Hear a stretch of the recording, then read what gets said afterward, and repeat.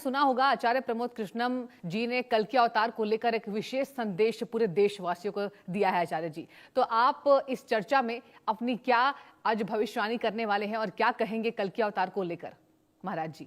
देखिए, कल की अवतार को लेकर के हमारे धर्म ग्रंथों में कलयुग के गुणों का उल्लेख किया है कि जब कलयुग में ऐसे ऐसे कृत्य होंगे तब भगवान का अवतार होगा।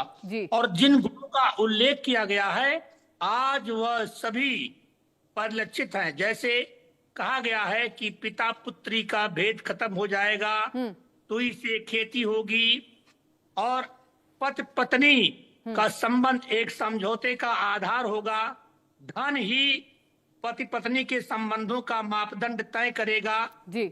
और सुई से खेती होगी, किसानों में हलचल होगी, और वैश्विक स्तर पर मानवता का दोहन होगा। धर्म हजार आदमियों के बीच में, जैसे तुलसीदास ने लिखा है, नर सहस्त्र मां सुनहु पुरारी, कोई एक होई धर्म व्रतधारी। तो वो सारी चीजें आज हमारे समाज में है। जो जितने बड़ा झूठ बोलेगा उतने बड़ा विद्वान माना जाएगा, और जो जितने बड़ा मस्खरी करेगा वो उतने बड़ा धर्मात्मा माना जाएगा। तो ये सारी चीजें आज परिलक्षित हैं। और कलयुग में, क्योंकि जब समीक ऋषि के पुत्र ने महाराजा परीक्षित को श्राप दिया कि 7 दिन के बाद एक तक्षक नाग आपको डस लेगा, आप मर जाएंगे, तब महाराजा परीक्षित ने एक विशाल काय अनुष्ठान करवाया। तो वह अनुष्ठान मरने के लिए नहीं करवाया था, उस ब्रह्म ऋषि के पुत्र के श्राप से बचने के लिए करवाया था। 7वें दिन ठीक समय पर जब अनुष्ठान की पूर्णाहुति हुई, उमापति महादेव प्रकट हुए और उन्होंने कहा कि राजन क्या चाहिए। तो महाराजा परीक्षित ने कहा कि भगवान, आप तो जानते ही हैं कि आपका आवाहन किस उद्देश्य से हुआ है।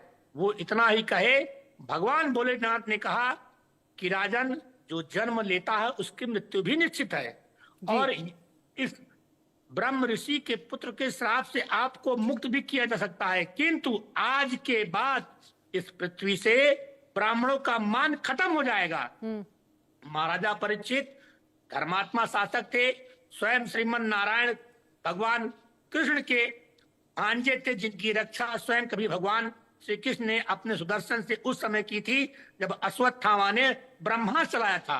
तो वो 7 दिनों के अनुष्ठान में सब कुछ सुन चुके थे। तो उन्होंने कहा कि भगवान, जब कलयुग के आगमन मात्र से ही मेरा जाना सुनिश्चित हो गया, जिसने स्वप्न में भी कभी पाप नहीं किया है, तो कलयुग भविष्य में तो बहुत त्रास देगा। तो भगवान, तो महाराजा परीक्षित ने कहा कि प्रभु, अगर आप देना ही चाहते हैं तो मुझे वरदान दीजिए कि कलयुग का यही चरण अंतिम चरण हो। भगवान ने कहा तथास्तु। कलयुग हाहाकार करता हुआ प्रकट हुआ। कहा प्रभु, सतयुग ने अपनी पूरी आयु का उपभोग किया, त्रेता ने अपनी पूरी आयु का उपभोग किया, द्वापर ने भी अपनी पूरी आयु का उपभोग किया, और जब मेरा नंबर आया तो आप ऐसा कर रहे हैं। भगवान भोलेनाथ ने कहा कि हे कलयुग, तुमने छल किया है, तुमको 4 स्थान रहने के लिए मिला था, तुमने एक अतिरिक्त मांगा, और राजन ने तुमको स्वर्ण में रहने की अनुमति दी, और तुमने छल किया है। सबसे पहला छल उसी के लिए किया जिसने तुमको आश्रय दिया। तो कहा प्रभु, कलयुग बोला, हे प्रभु, अभी तो मेरा युग आरंभ ही नहीं हुआ है, अभी तो प्रथम चरण में ही प्रवेश किया है। भगवान ने कहा प्रथम चरण में ही अपने सारे चरणों का गुण ले आओ। तो कलयुग का प्रथम चरण ही अंतिम चरण है, क्योंकि हमारे देश में 1000 वर्षों तक अंग्रेजों ने, मुगलों ने शासन किया। नालंदा विश्वविद्यालय 6 महीने तक चला, तो वहां रद्दी के टोकरे नहीं चल रहे थे। हमारे धर्म ग्रंथों के साथ बहुत व्यापक स्तर पर छेड़छाड़ की गई है, इसलिए हम मूल तत्व हमारे पास है ही नहीं है। किसी भी व्रत को आप व्रत कथा को उठा लीजिए, किसी भी व्रत कथा में आप कथा नहीं पाएंगे जी। चाहे वो सोमवार की व्रत कथा हो, चाहे मंगलवार की हो, चाहे बृहस्पतिवार की हो, अथवा सत्यनारायण की हो या शुक्रवार की हो, सारी कथाओं में हम फल पढ़ते हैं, कथा गायब हो गई है। कहने का तात्पर्य यह है कि हमारे धर्म ग्रंथों के साथ इतनी व्यापक छेड़छाड़ हुई है कि हमारे पास मूल तत्व है ही नहीं। समय समय पर दैवीय प्रेरणा से उत्पन्न हुए अंशावतारों ने जो रचना की है, जैसे तुलसीदास जी हैं जी, श्री राम शर्मा आचार्य हैं, उन विद्वानों के कंठ पर भगवती महासरस्वती ने प्रकट होकर जो रचनाएं कराई हैं, हम उनका आश्रय लेकर के चल रहे हैं।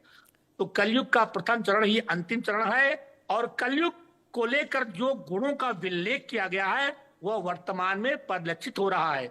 जैसे इस्लाम धर्म में कहा गया है कि 14 हिजरी के बाद कयामत आएगी, 1450 साल चल रहे हैं।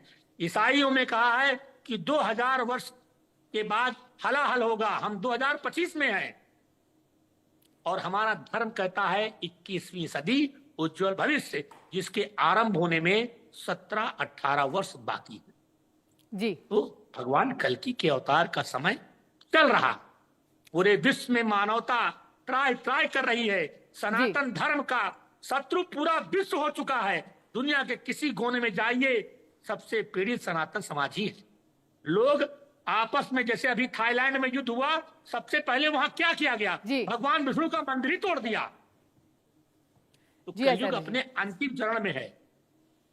ठीक है आचार्य जी, एक बार मैं रुक करूंगी आचार्य अरुण कृष्ण का। आचार्य जी, ये बताइए कि धर्म और तर्क, इन दोनों में संतुलन कैसे बनाए रखें जब बात कल्कि अवतार की हो रही है? धर्म और तर्क जी, तो सनातन धर्म तो पूरी तरह से तर्क पे ही आधारित है जी। आप उपनिषद जब पढ़ेंगे, वेदांत पढ़ेंगे, तो वेदांत पे कहा गया कि तर्क, श्रद्धा क्या है? जो तर्क की कसौटी पे खरा उतरे वही श्रद्धा है जी। और आपको बताऊं कि आपको बड़ा विवादास्पद लगेगा, काफी एक कथावाचक की चर्चा हुई, उन्होंने कह दिया कि स्त्रियों को वेश्या, उसके लिए उनको खूब उनपे विचारों के पीछे दुनिया पड़ गई। लेकिन देखिए वाल्मीकि जी ने रामायण में क्या कहा? वाल्मीकि जी ने कहा, स्त्रिय सो पोषण परा, वेश्या आचरण तत्परा, पति वाक्य मनादृता सदा अन्न गृहित तत्परा, दूसरेषु करशति पुरुषेषु सदा स्पृहाम। कि एक ऐसा कालखंड आएगा कलयुग में जब स्त्रियां अपने पोषण में लगी रहेंगी और वेश्याओं जैसा आचरण करेंगी, पति का अनादर करके दूसरों के घरों में झांकेंगी और चरित्रहीन दुष्ट प्रवृत्ति के पुरुषों के साथ रहना पसंद करेंगी। उन्होंने देखो पुरुषों को क्या कहा? पुरुषों को भी कहा कि चरित्रहीन और दुष्ट प्रवृत्ति के पुरुषों के साथ स्त्रियां रहना पसंद करेंगी, वेश्याओं जैसा आचरण करेंगी। तो देखिए एक एक शब्द उस ब्रह्म ऋषि वाल्मीकि जी के आज स्पष्ट हो रहे हैं कि स्त्रियां क्या कर रही हैं। आज रील पे आप घटिया से घटिया बातें, हमने तो ये देखा भैया आज देवी जी की माताएं जो दुग्ध पान करा रही हैं बच्चों को, उसको रील पे दिखा रही हैं।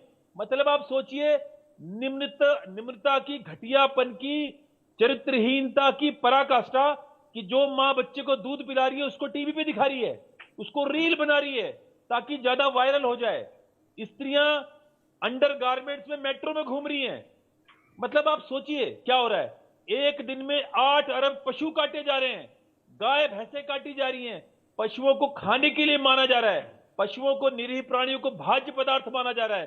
तो आप सोचिए अगर ये इस समय किसी महापुरुष का, किसी दिव्य पुरुष का प्राकट्य ना हो तो कब हो। और मैं ये मानता हूं, एक बात प्रमोद जी ने बड़ी अच्छी कही, इसी बात को मैं प्रमोद जी से पहले कह चुका हूं कि जब आपके बीच में महापुरुष, वो दिव्य पुरुष, वो योग्य युग पुरुष आएगा, तब आप उसे पहचान नहीं पाओगे। और मुझे लगता है उसके बहुत सारे लक्षण आपको योगी आदित्यनाथ के अंदर प्रलक्षित होते दिखते हैं। आप योगी आदित्यनाथ जी को देखिए, वो इस कालखंड के महापुरुष है, दिव्य पुरुष है। और देखिएगा जब इस देश को बांग्लादेशी मुसलमान, भारत के मुसलमान, पाकिस्तान के मुसलमान, जिस कालखंड में, देख लीजिएगा, सब आपके सामने, हम भी यहीं पर है, 10 साल बाद, 20 साल बाद, 30 साल बाद, ये तीनों जगह के जिहादी मिलके जब हिंदुओं को, काफिरों को मारने का षड्यंत्र करके हमला करेंगे, तो जो युग पुरुष इसका नेतृत्व करेगा वो युग पुरुष आदित्य योगीनाथ होंगे।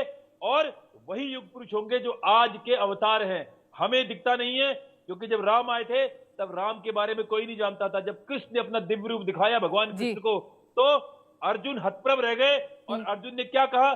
सखेति मत्वा प्रसभम यदुक्तम, हे कृष्ण, हे यादव, हे सखेति अजानता महिमानाम तवेदम मया प्रमादा प्रणयेन वापी। हे कृष्ण, मैं तो तुम्हें एक अपना बड़े ही प्रेम से हे सखा, हे यादव कह के पुकारता था, मुझे ज्ञात नहीं था कि तुम स्वयं में भगवान हो, 6 गुणों के साथ इस धरती पर आपका प्रकट हुआ है। मैं तो आपको प्रेम से सखा और यादव कहता था, तब भी नहीं जानते थे लोग। अगर जानते तो दुर्योधन कभी कृष्ण की सेना नहीं मांगता, भगवान कृष्ण को स्वयं मांगता। अर्जुन को कहीं आभास था कि यही वो है जो इस महाभारत को नेतृत्व करेगा और यही मुझे विजय प्राप्ति मेरी सहायता करेगा। तो मुझे लगता है कि कल की अवतार को तो चलो 4 लाख वर्ष हैं, और जो जैसा लिखा हुआ पुस्तकों में, और वो श्रावण मास में शुक्ल पक्ष में जन्म लेंगे। लेकिन आज के युगावतार जो हैं वो आदित्य योगीनाथ हो चुके हैं। मैं चाहता हूं इस देश के 100 करोड़ हिंदू अपनी जाति प्रथा, अपनी जाति भेदभाव छोड़ के केवल एक चीज पर अपना केंद्रित करे मन को और ध्यान को और शरीर को और अपने श्रम को, वो आदित्य योगी नाथ की शक्ति बनने में। जिस दिन आप समस्त हिंदू आदित्य योगी नाथ की शक्ति बनेंगे, उस दिन आप देखोगे, आपको लगेगा कि वो अवतार यहां पर आ चुका है। तब आपको आभास होगा जब उन शत्रुओं का, राक्षसों का, जिहादियों का, जो मानवता को, पशु पक्षियों को, दूसरों को इसलिए खत्म करना चाहते हैं क्योंकि वो किसी एक विचारधारा को नहीं मानते, जो पूरी तरह से विचारधारा 1400 वर्ष पहले आई और पूरी तरह से असत्य और झूठ पर आधारित है। उस विचारधारा को ना मानने वालों को मारा जाएगा। इस विचारधारा की लड़ाई आने वाले कल में बहुत ही भयंकर रूप लेगी, और उस भयंकर युद्ध का जो नेतृत्व करेगा, हम भी नेतृत्व करेंगे उसका, लेकिन जो महान नेतृत्व करेगा वो आदित्य योगीनाथ जी होंगे, और वही आज के युग पुरुष हैं। आचार्य जी, आपने बहुत अहम बात कही है मुख्यमंत्री के बारे में, योगी आदित्यनाथ जी के बारे में। ये बताइए कौन सी खास बातें हैं? देखिए, आपने बहुत गहन चर्चा की है इस विषय पे कि आपको उसमें उनमें कुछ ऐसा रूप दिखाई देता है, और जो बाद में अत्याचारों को कम करेंगे और यहाँ पर भारत का एक अच्छा नेतृत्व करेंगे। तो बताइए, दर्शक भी तमाम ये इंतजार कर रहे हैं। आपने बहुत अहम बात कही है इंडिया न्यूज के माध्यम से कि सीएम योगी में आपको कुछ ऐसे गुण दिखाई देंगे। तो कौन कौन से वो गुण हैं जिससे आप दर्शकों को ये बात बताना चाहेंगे आचार्य जी? देखिए, इस देश का पहला मुख्यमंत्री जो भगवा धारण करके मुख्यमंत्री की शपथ ले रहा है जी, ये अपने आप में ही लक्षण है। और हमारे महाराज जी भी मेरी बात से समर्थन देंगे मुझे कि एक ऐसा व्यक्ति जो भगवा धारण करके मुख्यमंत्री का शपथ ले रहा है जी, उस विधर्मी राज्य में, उस विधर्मी मुख्यमंत्री नेताओं के बीच में, जो नमाज होते समय मंदिर की घंटियां पकड़ने के लिए सिपाही लगा देते थे जी, कहीं इन जिहादियों के नमाज में दखल ना हो जाए, वहां पर एक आता है ऐसा महापुरुष जो भगवा पहन के, और देखिएगा आने वाले कालखंड में एक ऐसा ऐतिहासिक महापुरुष जो भगवा धारण करते ही प्रधानमंत्री की शपथ भी लेगा, भगवा पहन के। ये अपने आप में बहुत बड़ी है। भगवा क्या है? भगवा उस सूर्य प्रकाश का, उस सूर्य देवता का रंग है वो भगवा, जो आदित्य योगीनाथ पहन के उसको इस देश के प्रधानमंत्री की शपथ लेंगे। और एक व्यक्ति, छोटे छोटे पद के विधायक, अरे बड़ी बड़ी मर्सिडीज गाड़ियों में घूमते, एक छोटा सा टटपूंजिया विधायक भी, और उसके पास क्या है? बहन देखिए उत्तराखंड में चाय की दुकान लगाती है। जी जी, वो सादगी का प्रतिमामान है, सादगी का प्रतीक है वो व्यक्ति, और केवल हथियार लेके चलता है और कहता है कि जो हिंदुत्व की बात करेगा वही देश पे राज करेगा। और आदित्य योगीनाथ, देखो आप 4 करोड़ जिहादी जिस राज्य में रहते हो, उस समय की कमी रहते हुए आचार्य जी, आपको और महाराज कल्कीराम जी को मैं यही रोकना चाहूंगी। आप दोनों का